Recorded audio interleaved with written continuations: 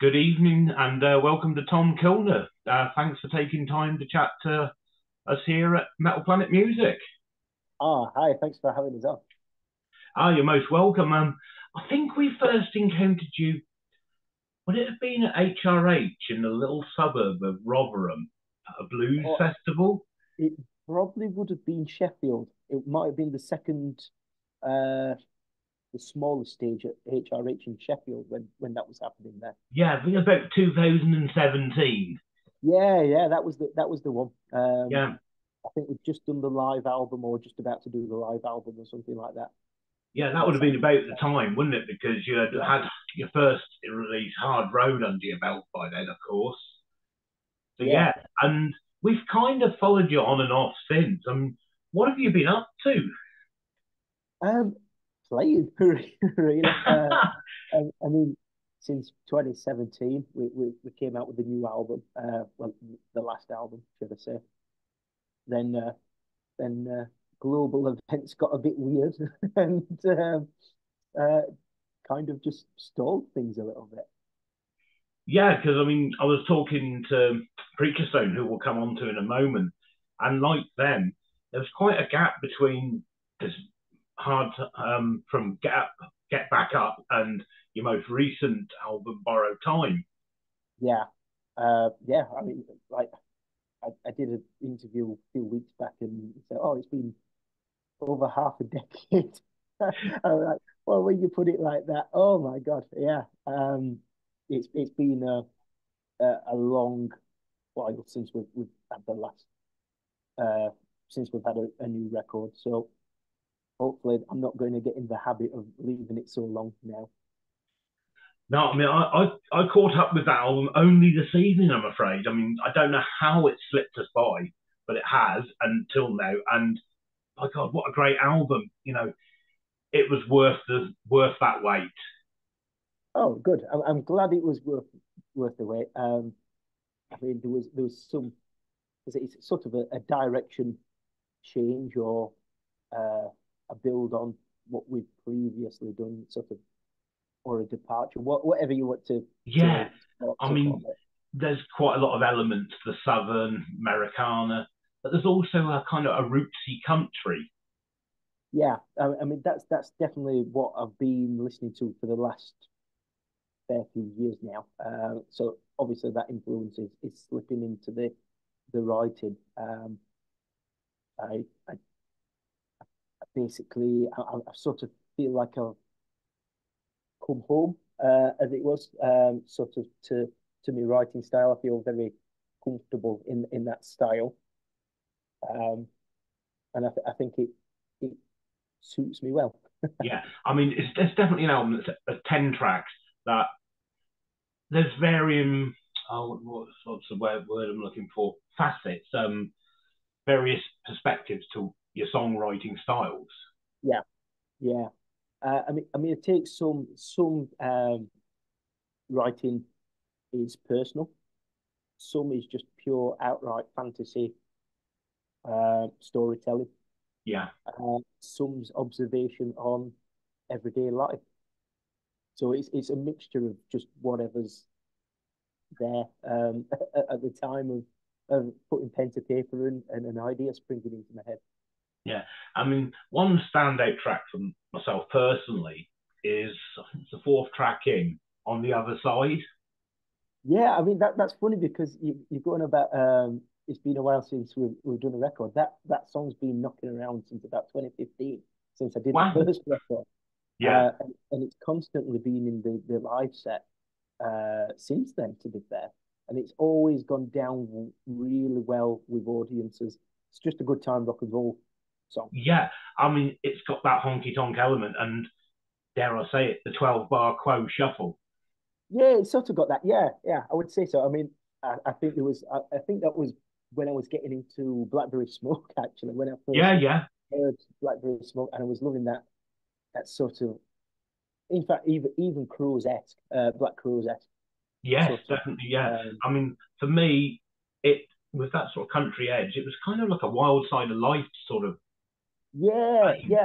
I mean, to be fair. Well Side of Life, I do believe it's in Open G. Oh, So it's similar kind of thing happening there. yeah. That obviously, as you know, was originally a country song that Quo 12 barred. Yeah, it was. Yeah, Um, and it really kind of fits the very essence of Tom Killner. yeah, I would say so. I mean, to be mentioning the cool reference there. I mean, I grew up on Status Quo records, um, and I've got a real soft spot for the Quo. I think they're brilliant band, no matter what anybody says. Oh, absolutely. The We saw coming from them. their shows, having a good time. Yeah, we saw them just a couple of nights ago in Swansea, and they blew the roof. Yeah. I've seen that they're on tour again, or what's remaining of of the band. I mean, one of my first shows that I went to see at the arena, Sheffield Arena, was Status Quo. Uh, so that it's a fair while back. I think I was about seven at the time. Yeah, I mean, it's quote just quintessential. But getting back to the album Borrowed Time, you certainly got plenty of time ahead of you. I mean, you're starting with the southern roots of Stomp of Cosmic Sound. That's a really good way to get going. Yeah, I mean, to be fair, it was unexpected that that track was going to start was the first single, and it happened to be the first track on the record. It was sort of it was one of those that it's just straight in. There's no messing around. Um, you just straight into the record with that little blast. Yeah, Um, it's certainly elements of it remind me a bit of Robert John and the Wreck, with a bit, excuse me, these Wicked Rivers chucked in for good measure. yeah, I mean those bands, both of those bands, I listen to, and that is on my rotation of listening material quite a lot. Um, Robert John and the Red, really cool band. Yeah, But that's sort of the style that seems to be picking up quite quickly at the minute in this country.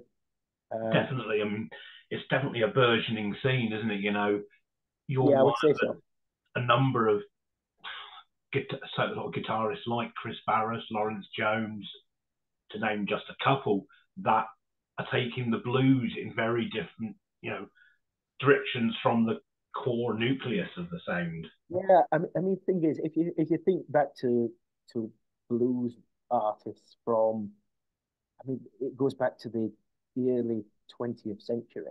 I mean, that it's going to develop. I mean, you've got guys like Muddy Waters that electrified it, or Yeah, and you would say, oh, those guys have took it in a different direction. So it's just a continuation of where a genre it's firmly rooted in that, but you've got to do it your own way. Otherwise, you sort of peddling the same, yeah. and you, to do it, you've just got to bring it to new audiences and sort of try and expand it to the next generation. Where do you see your sound developing in the coming years? That's a good question. Honestly, wherever I feel like I need to go, to be fair. If all of a sudden I have a total genre change, then so be it. But I think at the moment that where this record's gone, I think building on that and into, I wouldn't say I want to get stuck in a certain style as such, because that sort of limits your creativity sometimes, Yeah, when you feel like you've got to play to that. Um, but I think just a continued development on where I think I've always been headed, which is sort of the southern style Americana feel to the music that we play. definitely. I mean, you explore the album deeper, and there's touches of Dylan, Petty, as well as the classic sort of Creedence Clearwater Revival. Yeah, I mean all of those artists that you've mentioned. I mean Tom Petty for one. I never, when I was learning guitar, I mean a fair few years ago now, I never got into Tom Petty. I was like, oh, I'm not keen on this. But in the last 5, 7 years, Tom Petty has been one of the biggest influences, I would say, on me. Wildflowers, um, that he did with Rick Rubin, um, one of my favourite records. And that's been on constant repeat. I mean, I've got guys like JJ Cale, which Yeah, I think is a very underrated artist. I know Clapton did a fair bit with JJ Cale songs, but apart from that, there's not a lot of people that seem to mention him. Bob Dylan, that was another one that I grew up listening to, and so that's that sort of that songwriting element of things is where I've rather than me just predominantly a guitarist, I wanted to be a good singer and a good songwriter to match it. you definitely got to have that craft, and it's the album's obviously a testament to all your influences, but I think ultimately, to coin a phrase I use quite a bit, you're the first Tom Killner.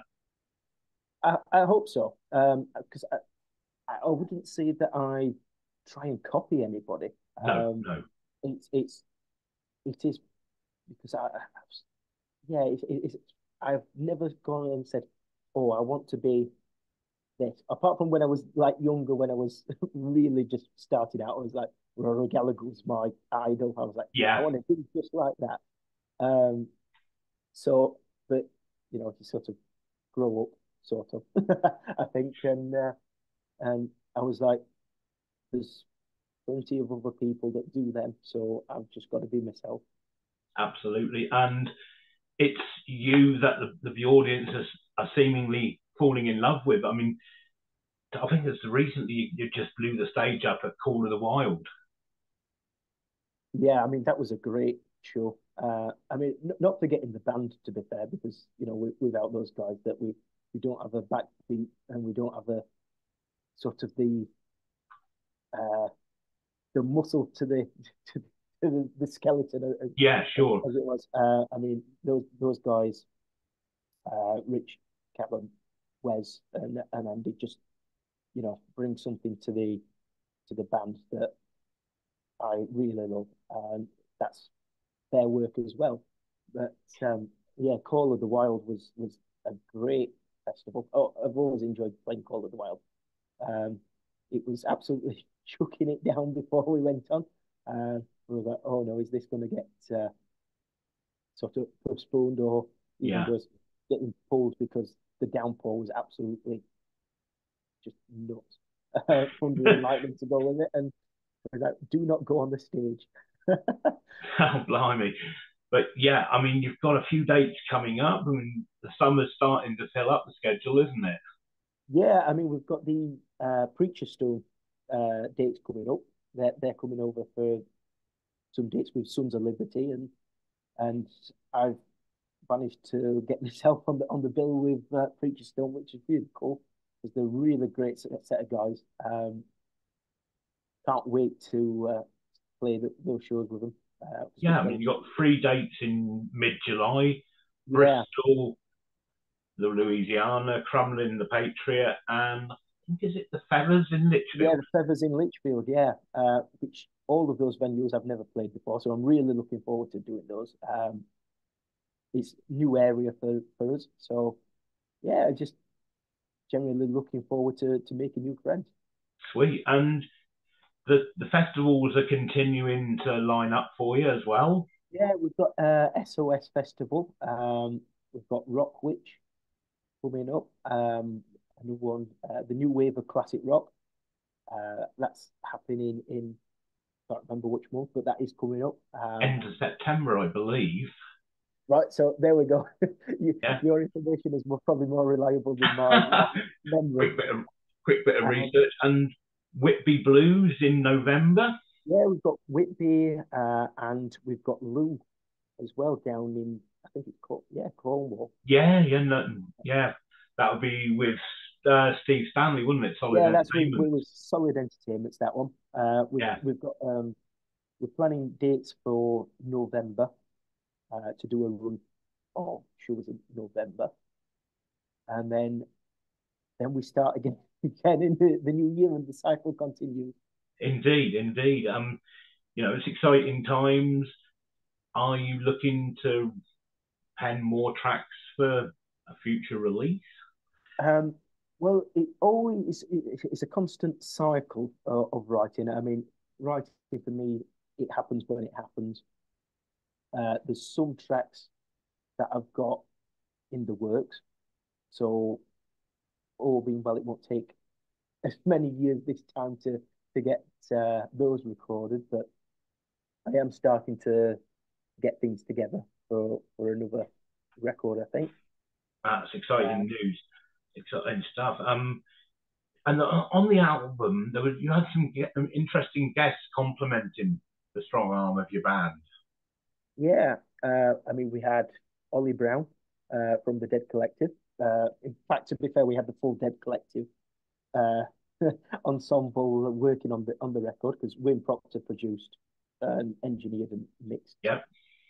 the record. We had Sam Wood that was playing pedal steel, so a bit of a departure from his Les Pauls when he's in Wayward Yeah, for Sons sure. and Dead Collectors. Yeah, so we had Sam playing pedal steel, which was really cool, and Ollie that did the backing vocals. And there was Uh, also a young lady by the name of Kier. yeah, Kia, which I worked with Kia in her band. Fantastic songwriter, phenomenal songwriter actually. Um, really don't know how she does it on such a regular basis, pulling good songs out. But great lyricist and fantastic singer too. So Yeah, great voice. she did some uh, writing with us for this record. I think she's doing some writing with us for the next record too. Um, but and we also had a friend of mine, Anthony Croft, on fiddle as well, which we've never had fiddle on a record before. Uh, Nice. and Yeah. that was a nice touch as well. Yeah, which it expands an already good sound. Yeah, it does. It was, I mean, to be fair, the origins of this record was during the COVID years when we first started with all that fun and games. Yeah. And it was originally going to be an acoustic singer-songwriter album, and that sort of changed quite quickly. To be fair, Yeah, I mean, it expanded quite a bit by the sound of it. yeah, yeah. I mean, it was like, oh, let's have some drums on this, percussion on this, and then let's have some bass on this, and then oh, we've got keys. So we have actually got a version of the record recorded with a majority of the tracks that are sort of totally different versions. Um, and that ended up sort of being like the demo stage for working on when we finally did Yeah. re-record it, which was I mean, about it'd be a year. quite interesting to hear that. Maybe expand the release into a limited edition for next Yeah, year. maybe if people want to hear that, and um, but yeah, so there is a totally different version out there. So we might release the demos. Yeah, man, go for it. I for one, genuinely would love to. I'll tell you the reason why. Because going back to the quote, a lot of their songs were written on acoustic, as you're probably aware, in Yeah, that demo stage, early songwriting. And Bob Young, the then manager back in the 70s, he released an album in Quo Country, and it's all acoustic, yeah, and yeah, it's great. yeah. It's just a totally different feel, and I mean, I like that sort of thing where you get to see where it came from. Yeah, So yeah, it might be an option at some point. yeah, I reckon so. I reckon it's a goer. We'll have to talk to Uncle Wes and see how we get that PR wrapped up, eh? We'll get one thing out of the way first. Yeah, absolutely, absolutely. And I understand you've got a short run of acoustic solos Yeah, around. we just we're doing. I say I'm doing some things out and about. That I really enjoy doing the stripped back acoustic shows now and again. Nice, Um, nice. Keeps it, it, does is it the sort of thing that keeps you in touch with why you write and how you write? yeah, I would say so. I feel really quite comfortable. I'm comfortable and also quite exposed at the same time when I'm doing a acoustic show because there's nowhere to hide. So, um, but I really enjoy doing the versions of the songs. Uh, Probably how I originally intended them to be, or how the first ideas sprouted. And it's just a variation on the music that we do as a band. Sweet. One last question for you. The album, going back to the album Borrowed Time, give us your favourite track. I would say it's there's two. I'm going to give you two songs Go on then, Tom. Go on. because there's two that's quite different. One is a song called Only You, which Yeah, it's an acoustic sort of country track. definitely. Um, Really chilled, nice, relaxed vibe. yeah, yeah, and I love the story of that one. It's a little love story basically. Um, but that's sort of something quite removed from what we did on the last record, and it's just a different feel. And I really do like that song.